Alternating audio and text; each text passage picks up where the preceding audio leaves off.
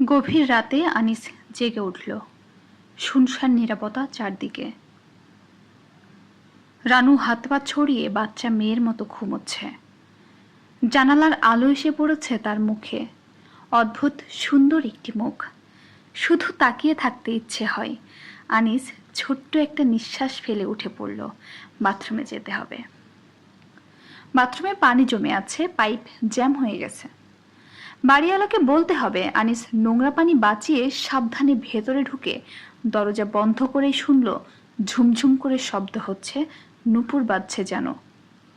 এর মানে কি? মনের ভুল কি? মনের ভুল হবার কথা নয়। বেশ বোঝা যাচ্ছে নুপুর পায়ে দিয়ে ঝমঝম করতে করতে কেউ একজন এ ঘর ও ঘর করছে। শব্দটা অনেকক্ষণ ধরেই হচ্ছে। মনের ভুল হবার কথা নয়। বাথরুমের দরজা খুলতেই শব্দটা চট করে থেমে গেল। শুধু একটা তীব্র ফুলের গন্ধ আনিসকে অভিভূত করে ফেলল। একটু আগেও তো এরকম সৌরভ ছিল না। আনিসের মাথা ঝিমঝিম করতে লাগলো। বিস্ময়ের ঘোর অবশ্য বেশিক্ষণ স্থায়ী হলো না।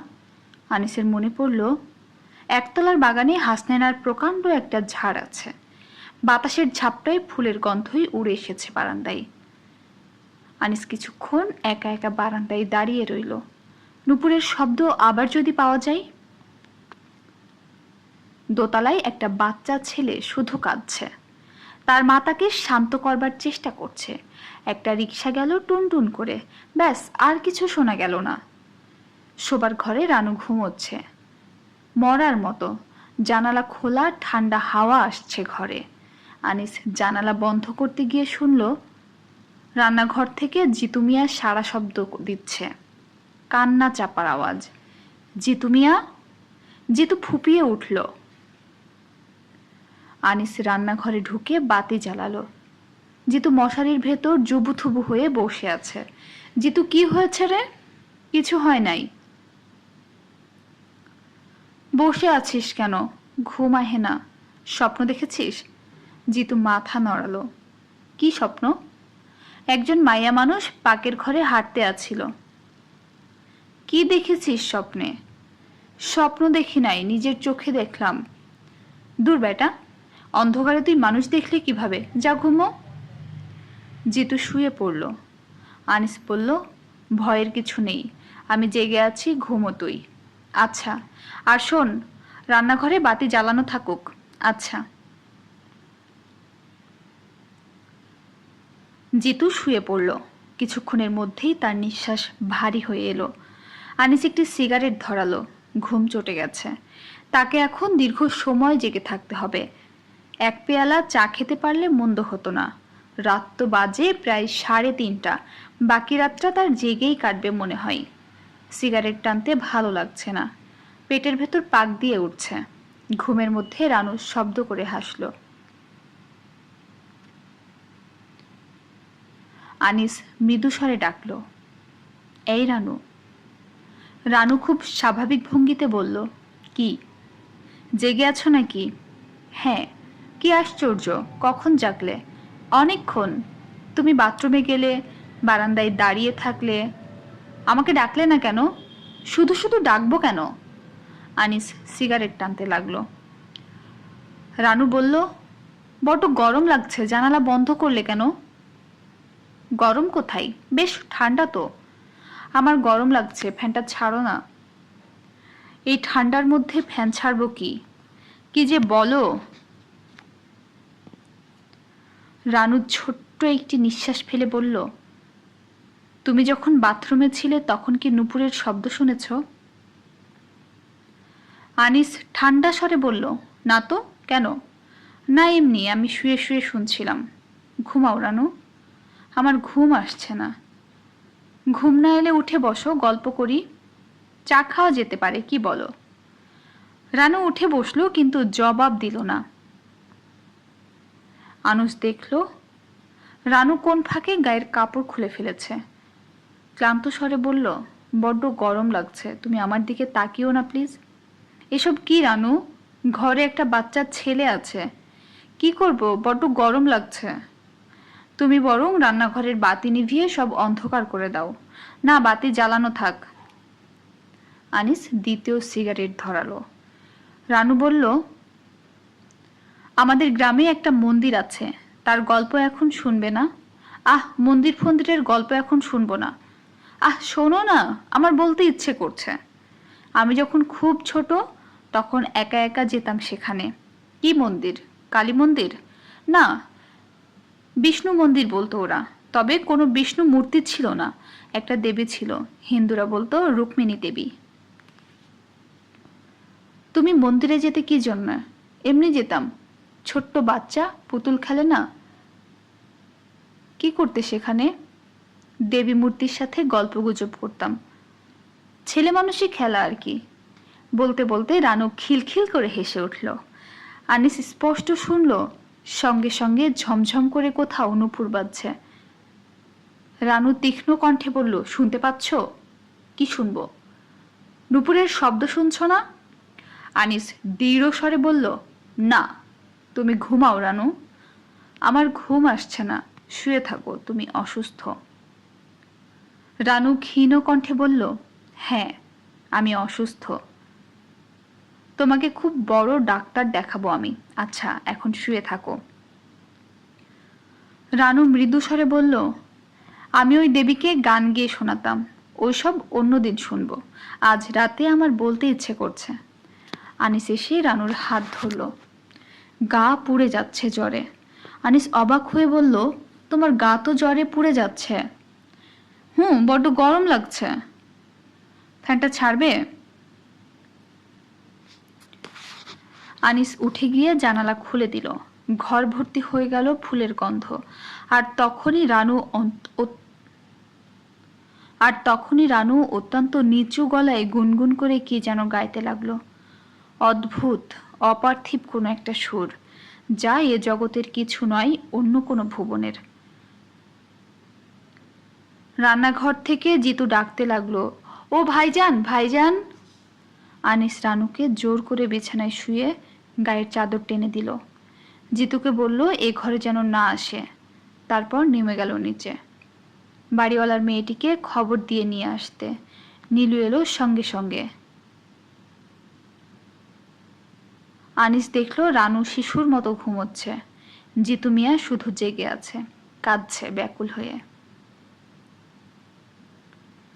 নীলুর সঙ্গে তার বাবাও আসছেন।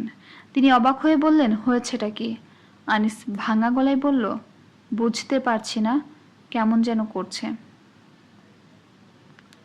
কি করছে? আনিস জবাব দিল না। নীলু বলল, বাবা তুমি শুয়ে থাকো গিয়ে, আমি এখানে থাকি, রাত তো বেশি নেই।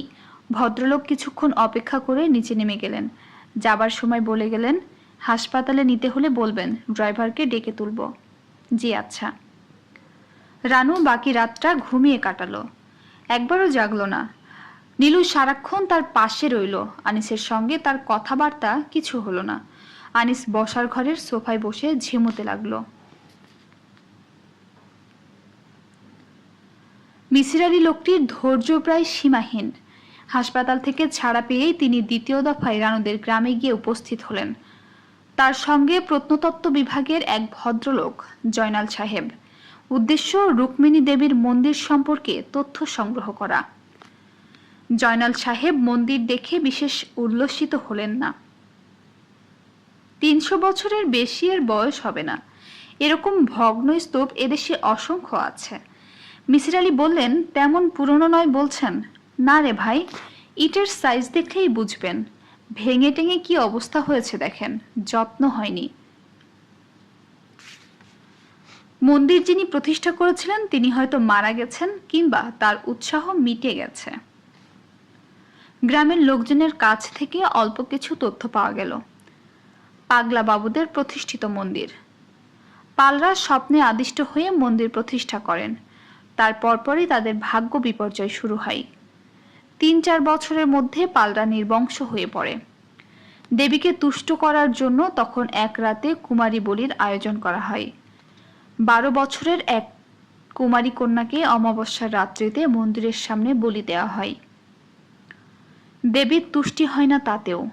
পাথরের মূর্তি এত সহজে বোধহয় তুষ্ট হয় না। তবে গ্রামের মানুষেরা নাকি বলি দেওয়া মেয়েটিকে একের পর এক থেকে গ্রামময় গ্রাম ছোটাছুটি করতে দেখে। ময়মনসিংহ থেকে ইংরেজ পুলিশ সুপার এসে মন্দির তালাবদ্ধ করে পালদের দুই ভাইকে গ্রেফতার করে নিয়ে যান। পালরা অত্যন্ত ক্ষমতাবান ছিলেন, কাজেই ছাড়া পেয়ে একসময় আবার গ্রামে ফিরে আসে, কিন্তু মন্দির তালাবদ্ধই পড়ে থাকে। ইতিহাস এইটুকুই। মন্দিরে প্রতিষ্ঠিত মূর্তির সম্পর্কে বিশেষ কিছু জানা গেল না। দুই এক ঘর নিম্নবর্ণের হিন্দু যারা ছিল তারা বিশেষ কিছু বলতে পারে না। হরিশ মণ্ডল বলল, বাবু, আমরা কেউ ওইদিকে যায় না। ওই মন্দিরে গেলে নির্বংশ হতে হয়। কে যাবে বলেন? আপনি তো শিক্ষিত লোক, এইসব বিশ্বাস করেন? করি না, কিন্তু যাইও না।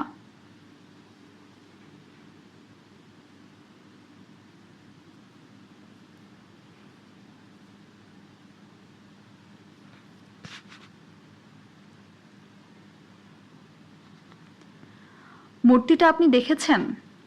আমি দেখি নাই, তবে আমার জ্যাঠা দেখেছে। তিনি কি নির্বংশ হয়েছেন? না, তার 3 ছেলে। এক ছেলে নান্দিনা হাই স্কুলের হেডমাস্টার। মূর্তিটা কেমন ছিল বলতে পারেন? শ্বেত পাথরের মূর্তি, কৃষ্ণনগরের কারিগরের তৈরি, একটা হাত ভাঙা ছিল। মূর্তি নাকি হঠাৎ উধাও হয়েছে, কেউ চুরি টুরি করে নিয়ে বিক্রি করে ফেলেছে। গ্রামের চোরের তো অভাব নাই। এরকম একটা মূর্তিতে 1000 খানিক টাকা হেসে খেলে আসবে। সাহেবরা নগদ দাম দিয়ে কিনবে। আচ্ছা, একটা বাচ্চা মেয়েকে যে বলি দেওয়া হয়েছিল, সে নাকি অমাবস্যার রাতে ঘুরে বেড়ায়। বলে তো সবাই, চিৎকার করে কাঁদে। আমি শুনি নাই, অনেকে শুনেছে। অমাবস্যার জন্য মিসির আলীকে 3 দিন অপেক্ষা করতে হলো। 3 দিন অমাবস্যার রাত্রে একটা 5 ব্যাটারির টর্চ আর একটা মোটা বাঁশের লাঠি নিয়ে মন্দিরের চাতালে বসে রইলেন। তিনি কিছুই শুনলেন না। শিয়ালির ডাক শোনা গেল অবশ্য। শেষ রাত্রের দিকে প্রচণ্ড বাতাস বইতে লাগলো। বাতাসে শীষ দেবার মতো শব্দ হলো। সে শব্দ নিতান্তই লৌকিক শব্দ, অন্য জগতের কিছু নয়। রাত শেষ হবার আগে আগে বর্ষণ শুরু হলো। ছাতা নিয়ে যাননি। মন্দিরের ছাদ ভাঙা, আশ্রয় নেবার জায়গা নেই। মিসির আলী কাক ভেজা হয়ে গেলেন। ঢাকায় ফিরলেন প্রচণ্ড জ্বর নিয়ে। ডাক্তার পরীক্ষা করে শুকনো মুখে বললেন, মনে হচ্ছে নিউমোনিয়া। একটা লাংস অ্যাফেক্টেড ভোগাবে। মিসির আলীকে সত্যি সত্যি ভোগালো। তিনি দীর্ঘদিন শয্যাশয়ী হয়ে রইলেন।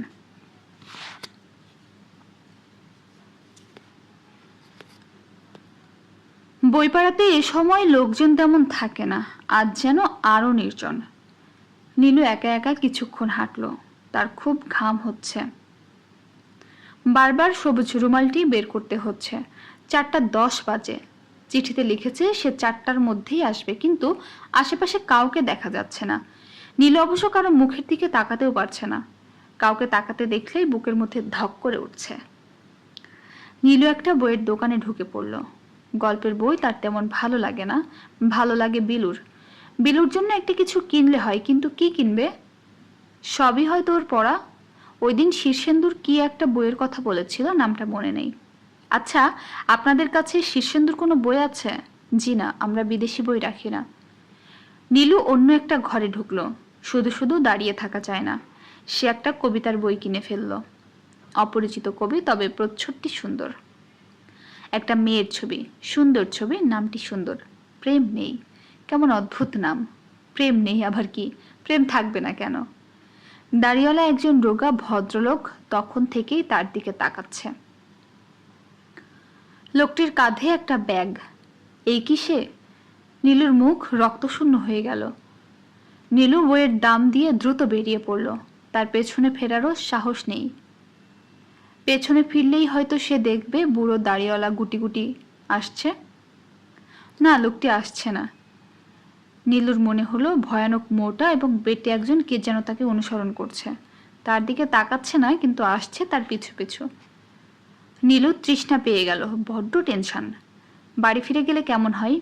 কিন্তু বাড়ি ফিরতে ইচ্ছে করছে না। নীলু ঘড়ি দেখল, 5টা 5। তার মানে কি?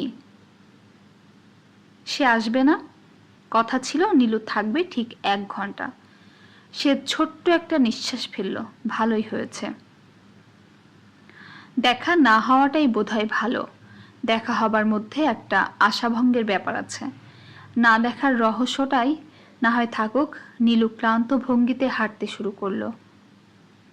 নীলু নীলু দাঁড়িয়ে পড়ল। একটু দেরি হয়ে গেল। তুমি ভালো আছো নীলু? চকচকে লাল টাই পরা যে ছেলেটি হাসছে, কে সে? লম্বা স্বাস্থ্যবান একটা তরুণ। ঝলমল করছে, তার লাল টাই উঠছে, বাতাসে মিষ্টি ঘ্রাণ আসছে, সেন্টের গন্ধ। পুরুষ মানুষের গা থেকে আসা সেন্টের গন্ধ নীলুর পছন্দ নয়, কিন্তু আজ এত ভালো লাগছে কেন? চুপচাপ দাঁড়িয়ে আছো কেন? কিছু বলো। আপনি বলেছিলেন আপনি বুড়ো। আমরা সবাই কিছু কিছু মিথ্যা বলি। আমাকে নীলু নামের একটি মেয়ে লিখেছিল, সে দেখতে কুৎসিত। লোকটি হাসছে হা হা করে। এত সুন্দর করেও মানুষ হাসতে পারে? নীলুর এক ধরনের কষ্ট হতে লাগলো।